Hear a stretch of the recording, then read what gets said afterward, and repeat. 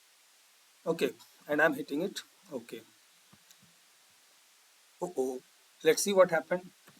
मैंने सेलेक्ट किया या नहीं किया, ओके किया या नहीं किया. I have made it okay.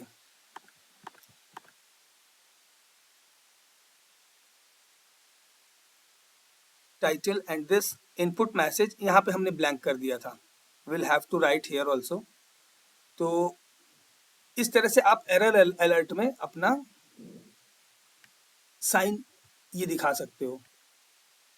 अभी आप देखो, मैं यहाँ पे से फॉर एग्जांपल क्लिक करता हूँ 5, inter any value more than 5, ये एरर अलर्ट आ गया हमारा. enter any value more than 5. Say for example, if we'll put 4 here, so enter any value more than 5, not even 5. If I'll write 6, it's all okay. So see, आपने दोनों चीजें देखी. Error alert में आपको error alert आएगा inter करने पे. Input message में जो भी हम टाइटल देंगे वो एंट्री करने के पहले आएगा.